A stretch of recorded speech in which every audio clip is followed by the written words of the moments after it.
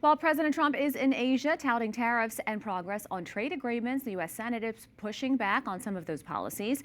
Lawmakers on both sides of the aisle voted to nullify the national emergency Trump declared in order to impose 50% tariffs on most Brazilian goods back in July. Capitol Hill correspondent Erik Rosales has more. Erik. Good evening, Veronica. The legislation led by Democratic Senator Tim Kaine of Virginia passed with 5 Republicans joining all Democrats to terminate the president's sweeping tariffs on Brazilian imports, items such as coffee, soybeans, and even beef. The vote is a turning point for the Trump administration. While congressional Republicans have largely declined to rein in the president, the vote reveals an underlying discontent with his plan on tariffs. While the president is overseas right now negotiating with a lot of countries to be able to open up trade there with those countries, and as he has tariffs in his pocket as part of that negotiation, I don't want other countries overseas to be able to see the United States Senate undercutting the president.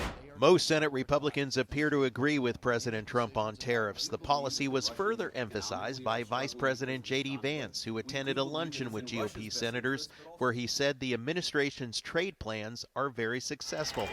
But some think the administration's 50% tariff on products from Brazil is too much and is a gut punch to American growers. Brazil needs to be tariffed, if not for one thing, for our farmers. I mean, they're absolutely flooding our country with cotton, soybeans, corn, any kind of meat.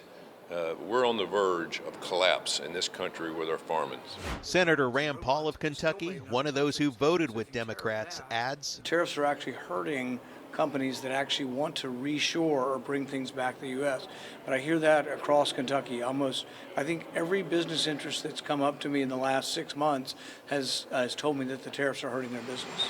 Democrats say the president is acting like a king, and what he's doing is illegal. He thinks that he can raise tariffs just on people because he doesn't like them, or that he can put a tariff on Brazil. That was the one that came up yesterday. Or Canada, raise exactly, more on Canada? Because he's insulted by an ad that they ran in Canada. You know, that's just wrong. Most of my Republican colleagues that support tariffs support targeted tariffs. That's not what the president is doing here. And that's why Republicans vote after vote are showing up and saying no more, including a vote last night that said, no, Mr. President, we're going to speak up and we're going to block these. More tariff-related votes to block President Trump's efforts are coming up in the Senate, including one to prevent more tariffs on Canadian goods. But these measures are unlikely to ever come up for a vote in the Republican-controlled House.